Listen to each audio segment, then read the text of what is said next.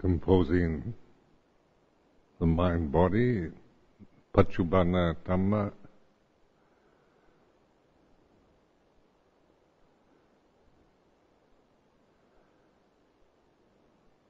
the here and now, the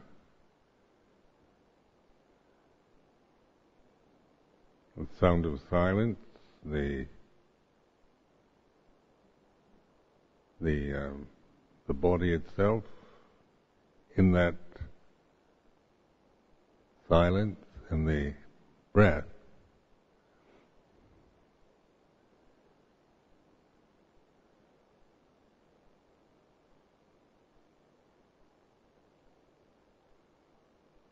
What I'm pointing to is that once you detect or recognize this sound of silence, and that gives you that what I call ground zero position. It because it's here and now. It's subtle, and it's on the we have some of you might not notice it.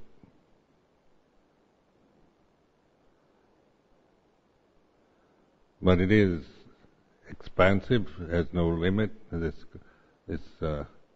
sense of infinity,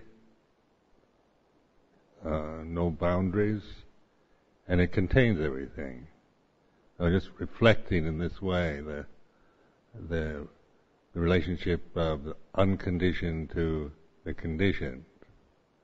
And there's the quote I often use from the scripture, from the suttas, if the statement, there is the unborn, uncreated, unoriginated, unconditioned.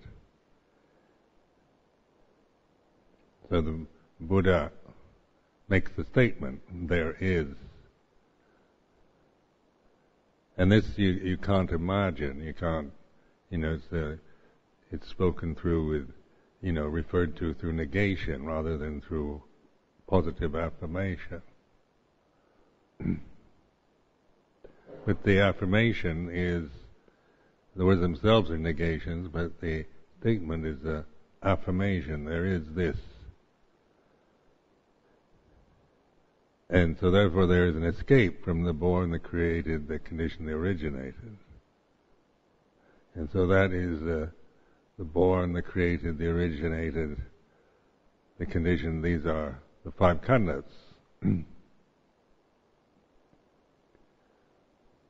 All that you think, your memories, your even sense consciousness, as referred to in the five khandhas.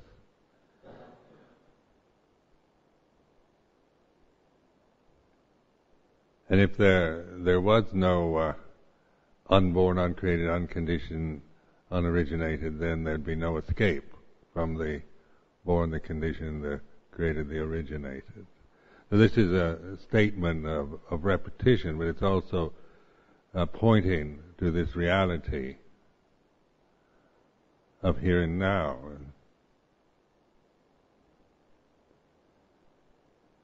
Now, when you think about the unconditioned, unborn, uncreated, unoriginated, your mind kind of stops. At least mine does, because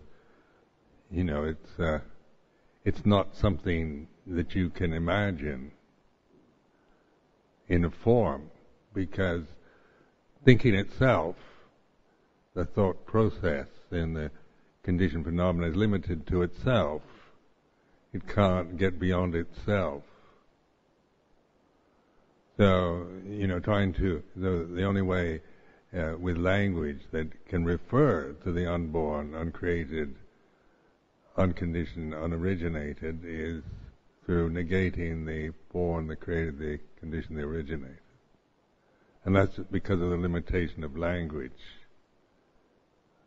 And what I'm trying to point to is just how, don't bind yourself to concepts, words, memories, thoughts, identities, opinions, views. These are all conditioned, created, they're born, they have an origin.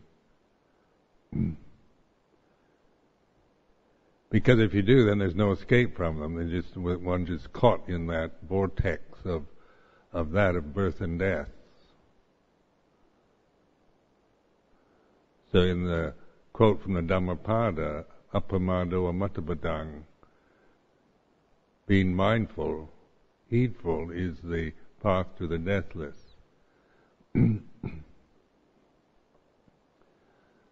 So it's as simple as that. The path to the deathless is here and now. It's through mindfulness, through sati sampajanya, that we recognize this path. Not through, seeing it as an object, but recognizing it, realizing, not through a perception, but through the reality of it, very present here and now.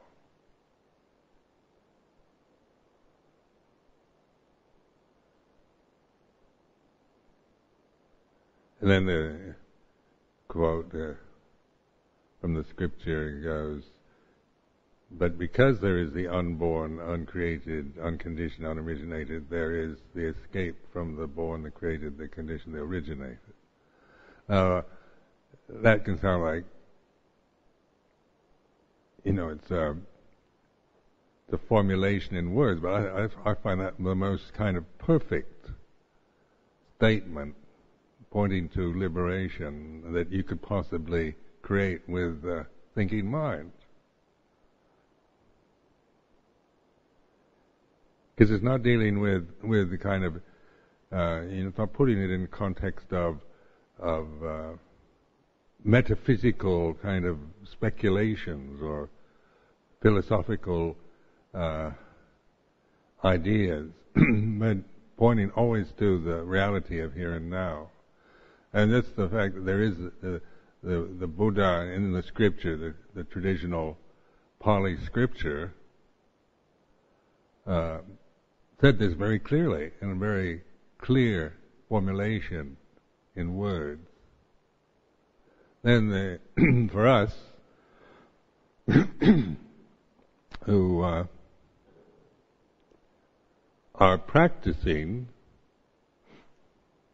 I'll say what they call bhattivata, or putting this into practice. So in the scripture they have the three levels. Bhariyati, which is the academic side. The actual statement there is the unborn, uncreated, unconditioned, unoriginated. That's a Bhariyati statement, scriptural statement. Just like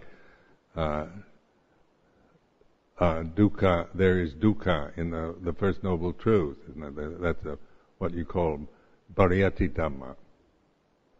They're like studying the scripture, learning the basic teachings as recorded in especially in the suttas, is the Bhariyati Dhamma. Now that's on the intellectual plane. That's an intellectual statement formulated in concepts, words.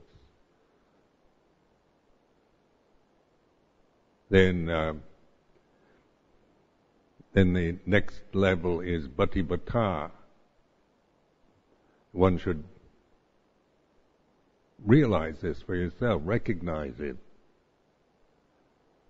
put it into practice, not just think about it, think what it means, and endlessly be caught in the cycles of your thought patterns, because that's what happens. If you just try to figure it out intellectually, you get stuck on that level. It remains merely theory and ideas. You can't get beyond it through thinking about it, or through analysis, or through criticism, or doubting, or arguing about, people have different ways of interpreting words. And there's so many different views in Theravada tradition about what these really mean. Just like the word dukkha, isn't it? So I don't know how many boring discussions I've had to listen to about what is the perfect English equivalent for the Pali word dukkha. Because there is a kind of wanting to get, precision on that level of Variati Dhamma, the exact English equivalent to the Pali word dukkha, and then we use the most common one, of course, is suffering, and that's not a very good translation. They try to get it into more like dis-ease or unsatisfactoriness or different English words that one might prefer. But to me, that's not the point, trying to find the perfect English equivalent. English is a very different language than Pali. English is a kind of living, changing language that changes very quickly, in the present time, the different meanings and that we give importance to various concepts in the English language, where Pali is a dead language.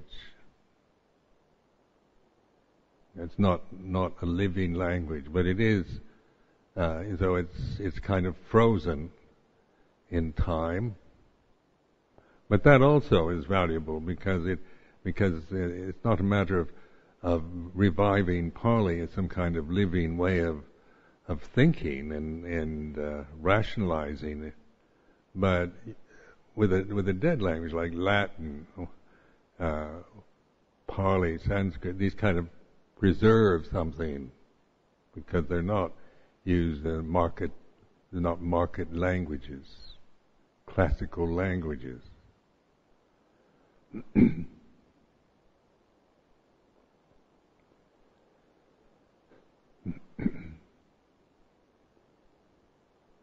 So as we did with reflecting on the First Noble Truth, then the Variati side is dukkha. Dukkha should be understood. Now that's the Bhatipata.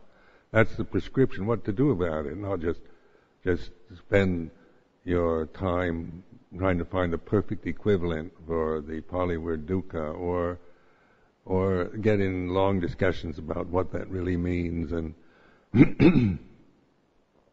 and write essays on it,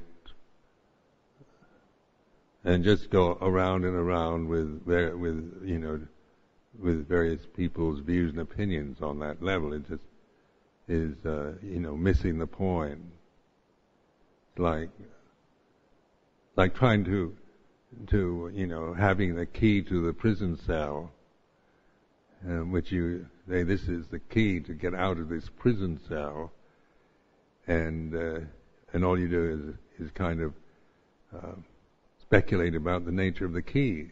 It's not, you never get out if you don't put it into the lock and turn it, then open the door. So if you just worship the key or speculate about it or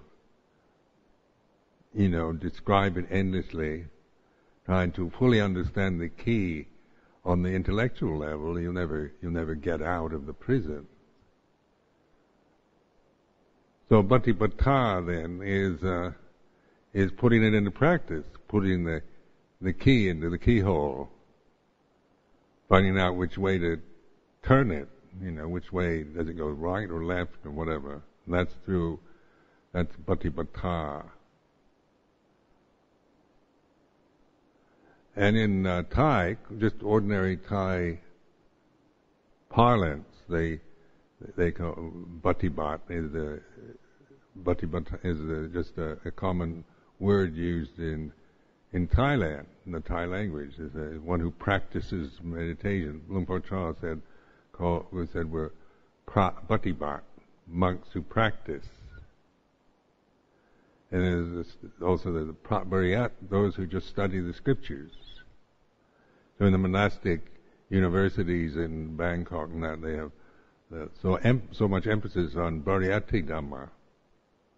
Monks spend years learning the scriptures on the Bhariyati level.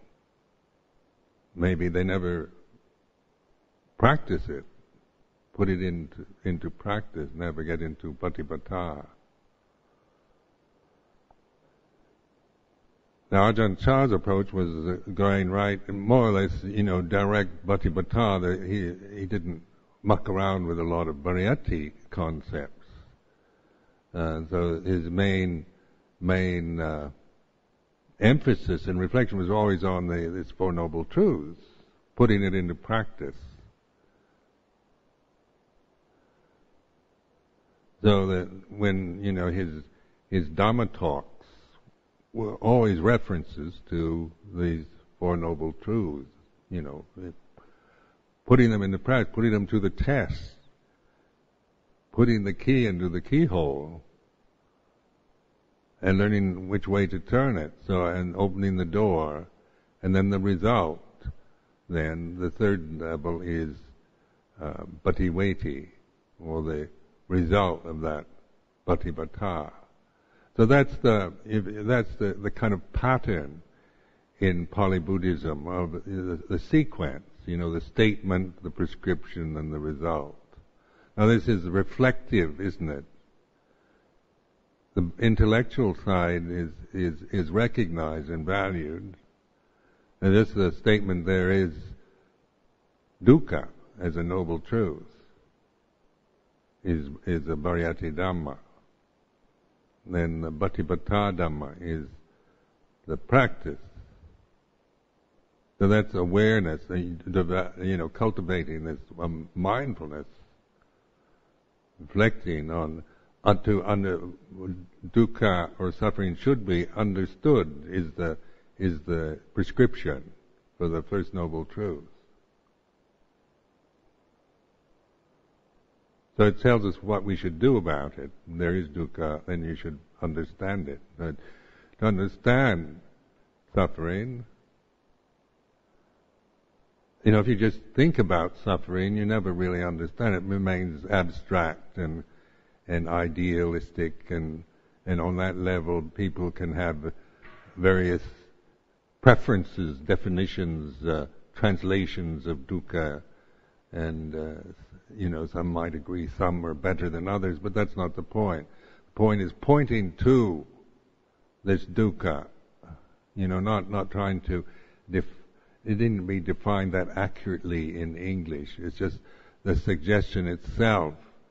The word suffering to me is good enough, because it does, it points, it's pointing at my sense of dis-ease, doubt, worry, anxiety, self-consciousness, anger, resentment, lust, greed, and all the rest. I mean, it's not, it's just a reference point, pointing at a condition that,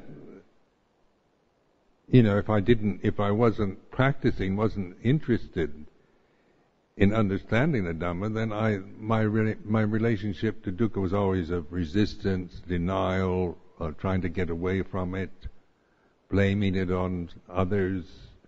There's always these habitual reactions that one has to the suffering in this realm. Why me? It's not fair. Why should I suffer so much? Whose fault is it? And on and on like that. So just working on that level is you're stuck there. You can't get beyond it until you understand it. So the Bhariyati Dhamma is dukkha should be understood.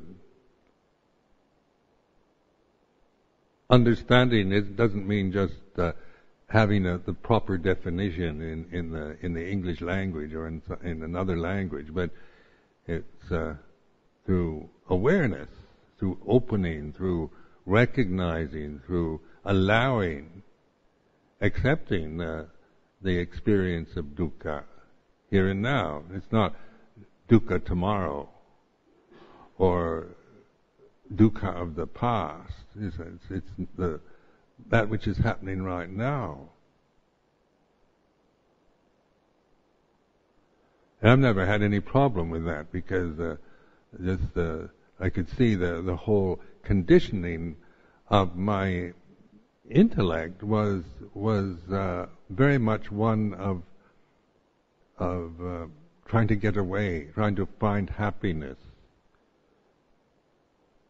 resisting the dukkha I did feel, the insecurity, the anxiety, the worry, the self-aversion, self-criticism, the fear, the anger, the desires for the lustful desires, being not quite knowing what to do with that. You get all kinds of moral advice from parents, from society about, how you should, what's right and what's wrong and so forth, and what's acceptable in the society and what is not. And all this comes from mere conditioning, not from bhatipata, but from a cultural conditioning process that you just acquire from being born with the parents you have and the society that you're born into. So bhatipata then is should be understood.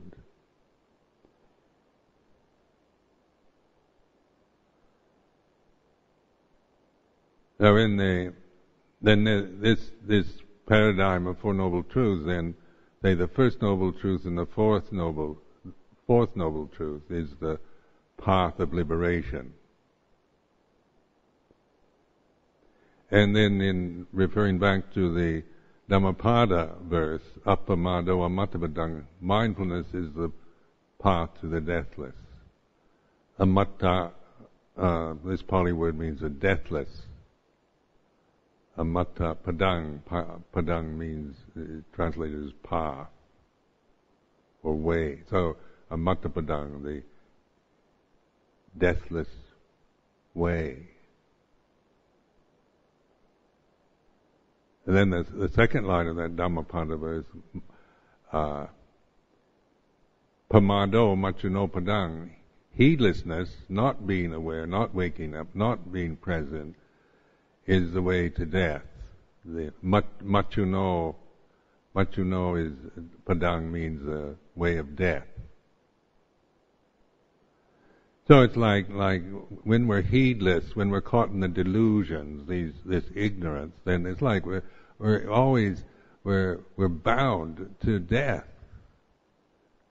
We're always dying in some way. This fear, anxiety, worry, all these are like ways of, it's what death is all about.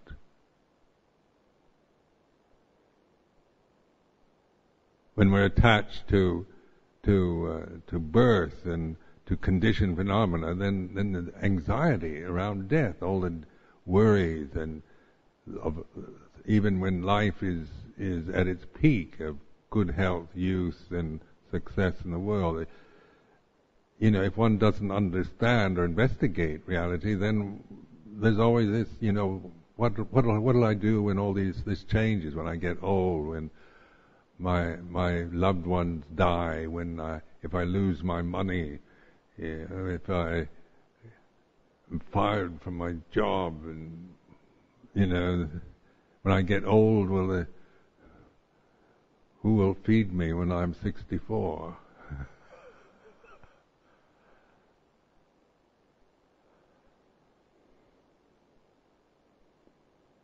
So even, life at its best on the condition level is no escape from suffering.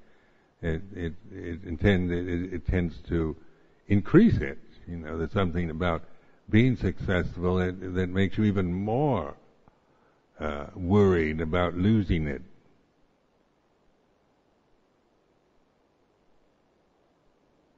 The more you love and depend on others and attach to them, and that the more fear arises about losing them, isn't it? It's just, unless you're practicing patipada. Because we recognize even the world at its best, worldly conditioned phenomena at its very peak, at its very best, is changing. You can't take so much effort to even create the illusion of it as some kind of permanent state. Because, instinctively we know that it's not. And so, the kind of control freak mentality where you spend your life trying to control everything to keep the illusion of happiness, security, everything's okay illusion in your consciousness, because the fear that it's not so okay, that it's changing, and its present security, happiness, and success is not sustainable. Only leaves us in a state of anxiety.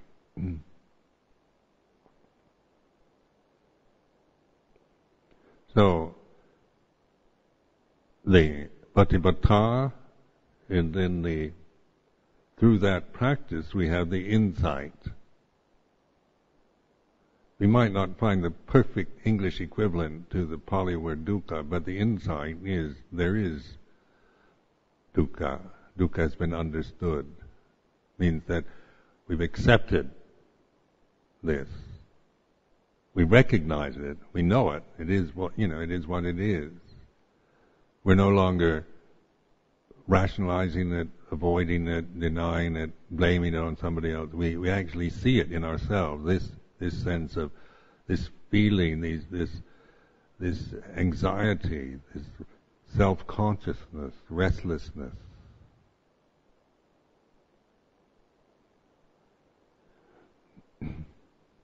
I always, recognize that the pamado machunopadang, heedlessness, not paying attention, not practicing, not being present here now, is like I'm always caught in this. It's like dying all the time. You don't need to be afraid of that, because if you're heedless, you're always caught in conditions that are changing.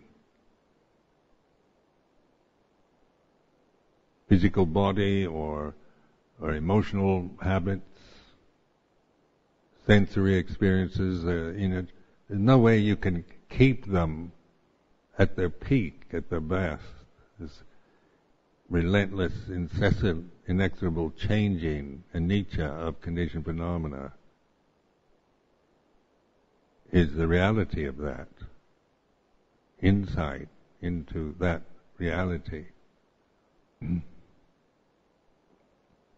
The nature, in other words, of conditioned phenomena is anicca. And because it's always changing, then what can you find in it that you can claim, is really mine, me and mine? My nationality, my body, my identity as a person, my position in the society, my feelings. My feelings change accordingly, whether it's a sunny day or a rainy day.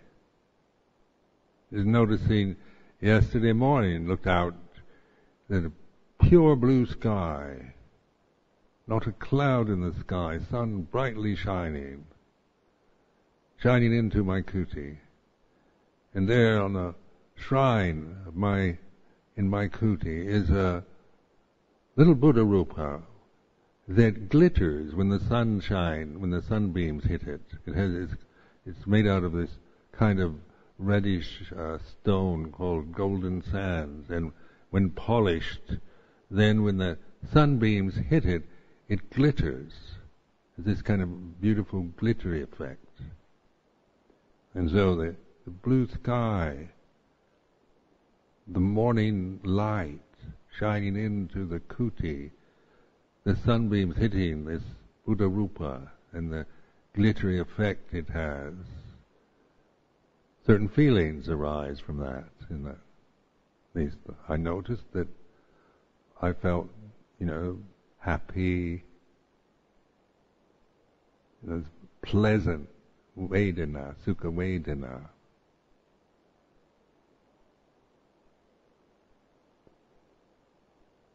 But then the weather in England changes very quickly, doesn't it? And so the mood changes very quickly, because we are affected by whether it's sunny or grey and cold, or what time of the day it is, if it's morning, mid-noon, or afternoon, and that. Who you're with, how you're feeling, your health and so forth. These affect how I'm feeling. So I can't find anything in feeling that I could really consider really me and mine, because it's so temporary, so changing, so dependent. So this is reflecting, and this is like Bhatibhata, reflecting on the way it is.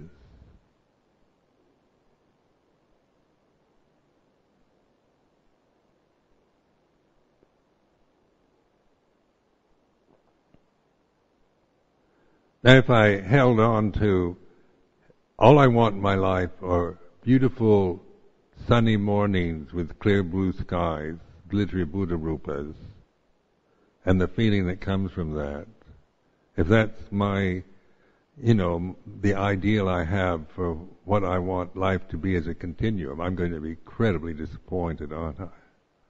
Because that's just not the way it is.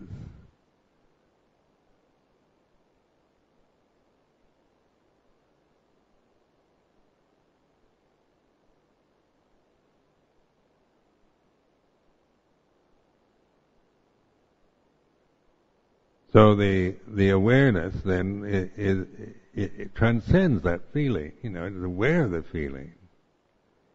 It's accepting the feeling. One can enjoy the feeling. It's like it, but it's not holding to the feeling. The grasping out of ignorance is, I want this. I want it to stay like this. I don't want it to change, and that is the dukkha we create, even when there's blue skies, morning light, and glittering Buddha images. This is the result of these together. Then this pleasant feeling arises in consciousness. But the awareness of it is not bound to that feeling, isn't it? It's reflecting on it, and by recognizing its changingness, it isn't putting it down like that. It's not trying to say, well, it's going to change anyway. Kind of wet blanket approach. Just say, well, it isn't worth anything because it's going to change. That's the kind of negative projections and kind of dampening the thing down before it changes naturally. So one can just create project a lot of negative ideas onto positive experiences. Like being successful. Say, you're very successful, and we congratulate you. You win the prize, and then the old kind of sourpuss inside says, "Yeah, but it'll change. And successful now, but it doesn't mean anything because people are admiring me now and congratulating me now, but in the future they'll probably all condemn me again, or I'll fail." And so even in the midst of success, we sometimes can't even enjoy it. We can't allow it to be the way it is because of this maybe habitual tendencies to recognize that we might lose it and it's going to change.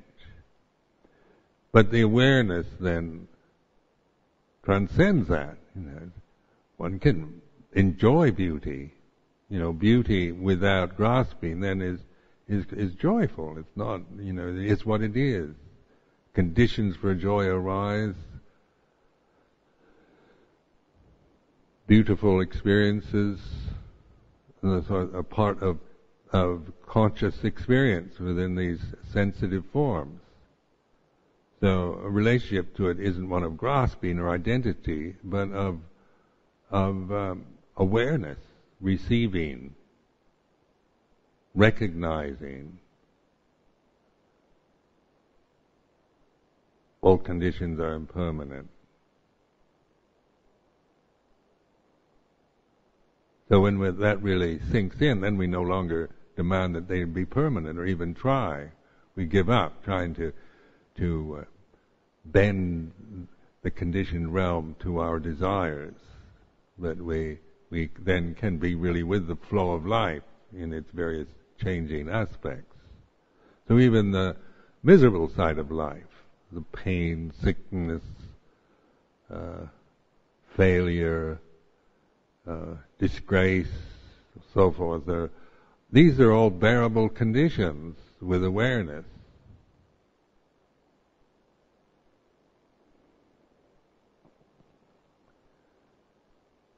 Because they change too. They're not permanent. They're not self. So we don't create problems around the movement and flow of conditioned phenomena, because it's not mine anyway. It is what it is.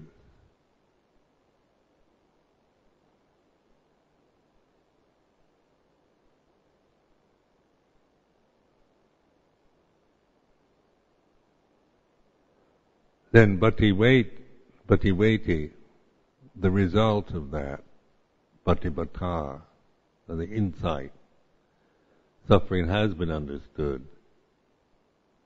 There is the unborn, uncreated, unconditioned, unoriginated. There is the Fourth Noble Truth. There is the Eightfold Path. There is the origin, the dukkha samudaya. There is the nirodha, the cessation. And through awareness, then we put ourselves in that position of ground zero, the unborn, uncreated, unconditioned, unoriginated. So that's when I refer to this sound of silence. That's my point. To me, it's ground zero. It's like nothing. There's nothing there. Don't try to create that vibratory sound into some kind of personal identity or achievement. It's a natural state, so it's not like something that I can claim and that is mine. In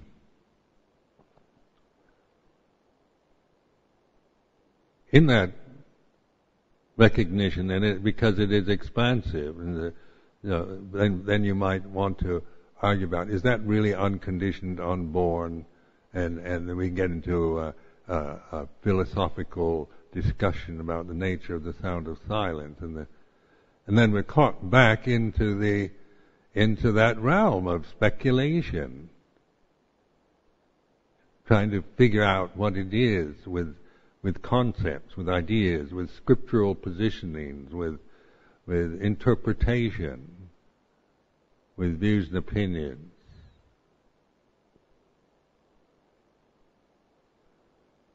So it's not a matter of defining it and calling it something or dismissing it, but recognizing. Now, in recognition of it, then it does have this. It is like the self disappears because you stop thinking. It stops the habitual thinking process. It's like being shocked, or you're asked a question you can't answer, or it creates a gap between the linear movement of thinking. At least this is, I noticed this when I first became aware of this sound of silence, that the thinking of myself stopped. There's a big gap there, and a kind of nothing. A gap is like nothing, isn't it? Or just in in reference to space, visually, with the eye. Space is nothing, there's things in the space. But to really know space, you withdraw your fascination and opinions about the things in it and just recognize it. It's not, you can't get hold of it because it's here and now. It's not, it's not something that you can say is red or blue or give it qualities that you can condition phenomena, but it is spacious and it has no boundary. Just using the eye consciousness for that reflection. When you look space, it has no boundary. We put walls, we build a temple with walls, but we think that space ends at where the walls begin, but that's not true when you contemplate it further. The temple's in space. So just by recognizing the unlimited, just through reflecting on the experience of visual consciousness, because with sight space is all around us, it's here and now. But we may not never really notice it, because we're programmed and habituated to go from one thing to the next. Notice the people, the shrine, the pillars, the floor, the ceiling, doors, the windows, the colors, the light, and all the rest. And not consciously, but, or recognize space, except as something, well, it is big, yes, it's a fairly big place. It's more spacious than the old sala, isn't it? That might be the best we ever do with recognizing space. But that's not it. It's not a comparison, but space, even in the sala, even in your room or kuti, has no boundary.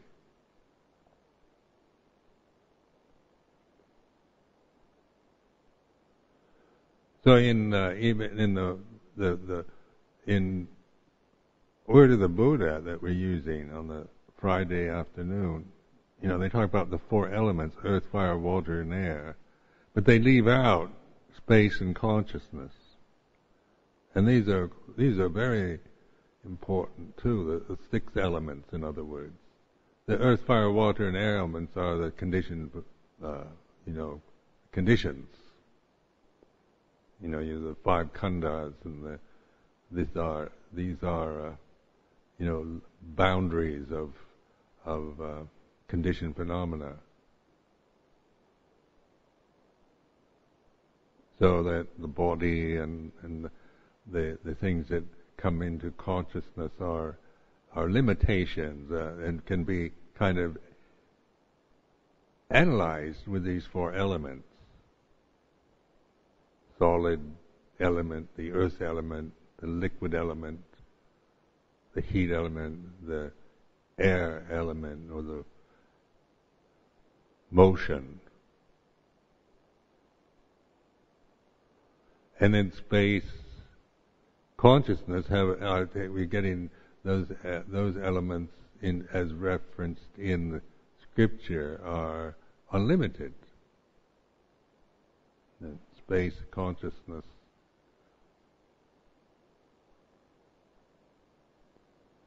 So then, just reflecting on space, just on the visual level, consciousness then, this sound of silence, its consciousness is as a continuum at this moment. It has no boundary. Because I'm not binding it into, I'm not attaching to a condition that limits things. So when one lets go of conditioned phenomena, then the reality of consciousness is unlimited.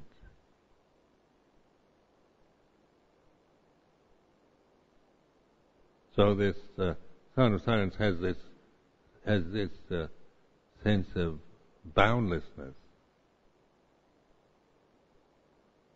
First you connect it with something in a kind of sound from the ears, because even the word, English word sound, conditions us to think of it in terms of ear consciousness.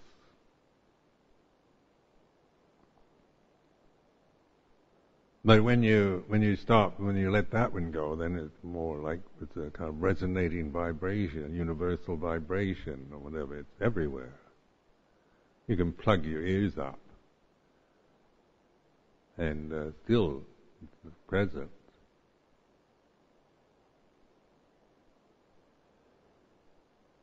So noticing this, that which notices, the Buddho, the ability we have to reflect on the way it is, this way. Then the concepts we have in the Four Noble Truths, the Pali teachings, are helpful in kind of emphasizing aspects, or looking at it in this way or that way. So one can look at the origin or the cessation, the path. These are just expedient means, ways of looking, of reflecting, of examining, of investigating reality in the present. It's not to hold to them as on the Bhariyati level of 1, 2, 3, 4, and be stuck in that programmed, linear program that we're used to, because we're using a different function than the intellect for Bhatipata. We're not intellectualizing it, but developing, recognizing, paying attention, observing, witnessing.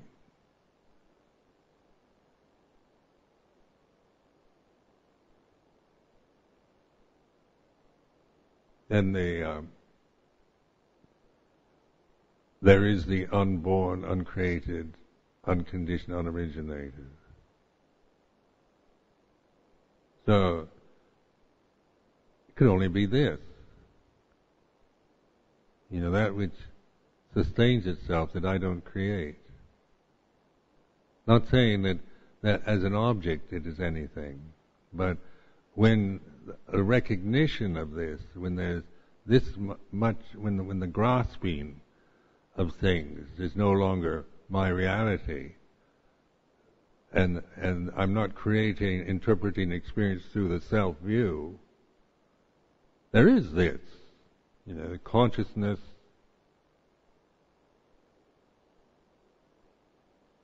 non-grasping, non-self, and it's nothing. It's like nothing. It's ground zero, where the self-view wants to be something, and wants to find something, wants to get hold of something, to feel secure. You say, prove it, and show it to me. You have to prove God. You have to bring God into this room and say, this is God, I proved it. There you see, and you're looking at something that you can call God. That's not reality, is it?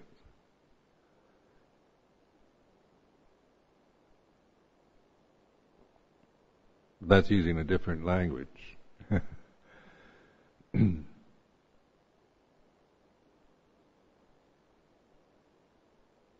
So recognizing the ground zero, this is at first the conditioned reactions come up, the doubting about it, or you might personally not even like it, or be disappointed it's not what you expected. We do create illusions around ultimate reality. It's absolutely fantastic, some absolutely fantastic experience, of ecstatic joy that just permeates the whole universe. These are ways of kind of expecting something grand, something magnificent. And nothing isn't, is it? Not like absolutely fantastic at all. So it can be very disappointing in terms of what you're emotionally primed to expect in meditation practice. Blissed out of my mind, like being on drugs.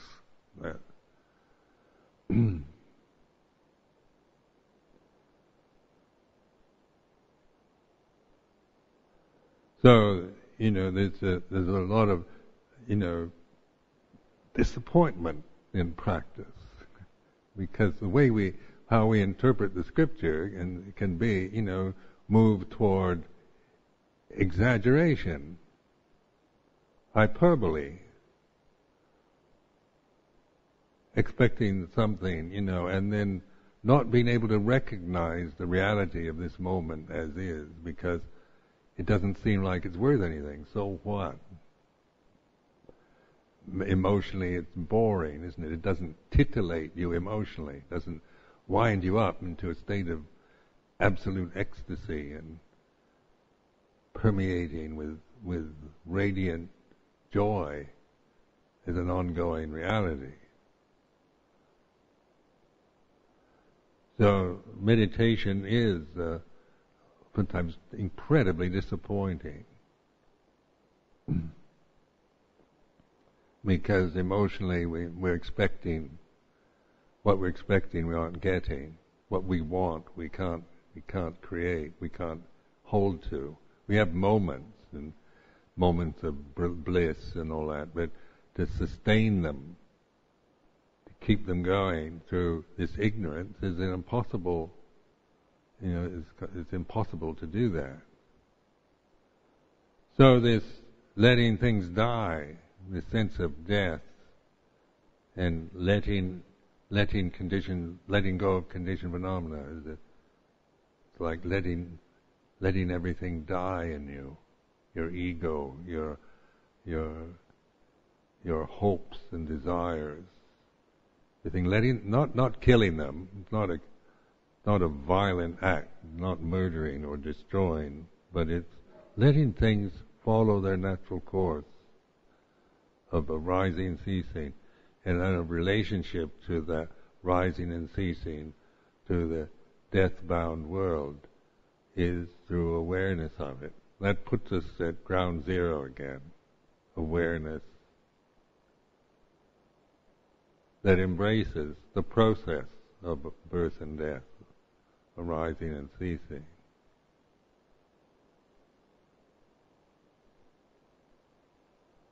Then the bhakti of this reflection is the way of non-suffering has been developed. The Fourth Noble Truth is there is the Majjhima Patipata, the middle way, the Eightfold Path, the way of, or translated, the way of non-suffering. And it's this recognition of ground zero, this nothingness that includes everything. It's not a nothingness that denies everything. It's like space, isn't it? The space includes. Space doesn't destroy the things in space.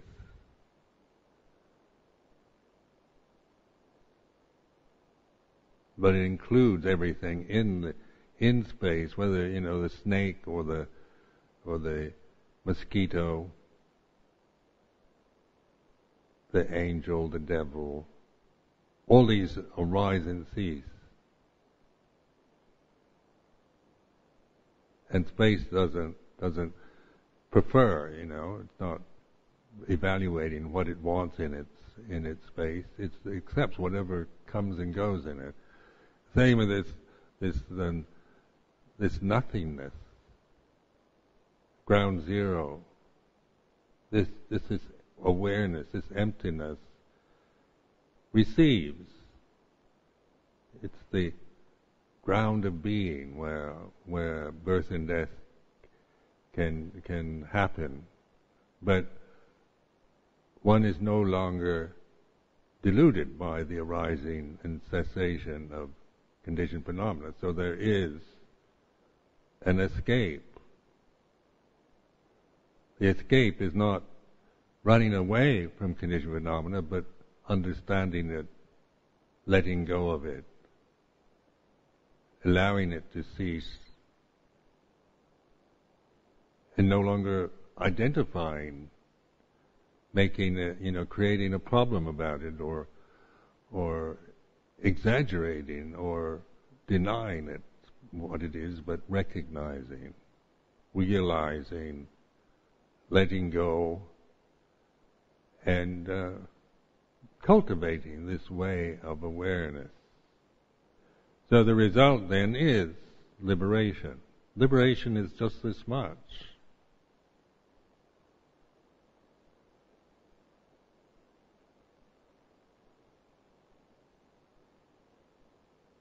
So because there is the unborn, uncreated, unconditioned, unoriginated, there is the escape, the freedom, in other words, the freedom from the born, the created, the conditioned, the originated.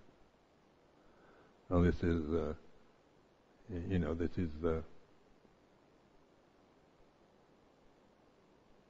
this is in the Pali Canon. This is not just the Ajahn Sumedho idea.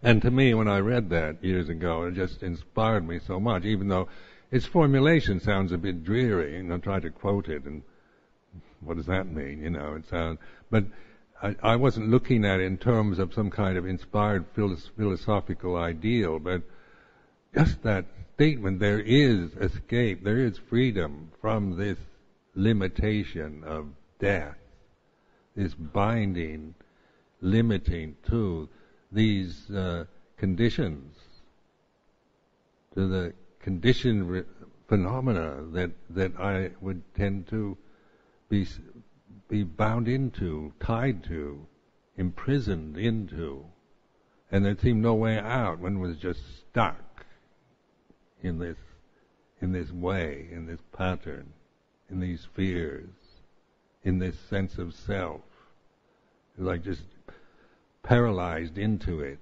imprisoned, enslaved to it. Was there a way out of it? Was there freedom from it? And then in the Pali scripture, the Buddha said there is freedom from this. So in the Aparuta de Sangamatassa Taura, the statement, Buddha said there is a gate to the deathless. The gate to the deathless is open. So these are proclamations, but they're, to me these are really powerful proclamations, because they point to that it's not, you don't have to wait for the next life or 10,000 more lifetimes, as it might seem on a personal level.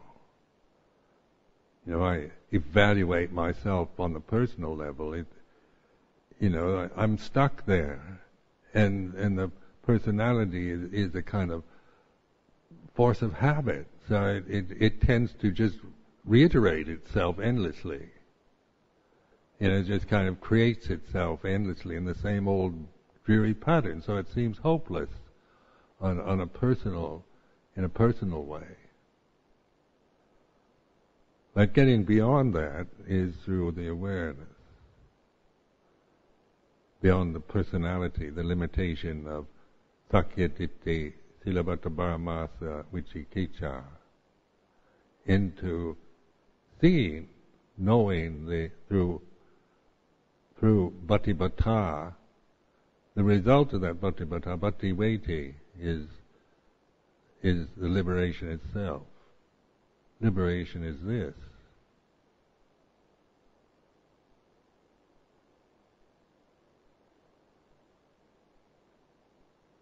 And that is budgetang, to be. You have to realize that yourself. The Buddha did a brilliant job of pointing to it and creating the useful, expedient conventions. But he couldn't kind of, enlighten anybody, because this is something we have to recognize for ourselves.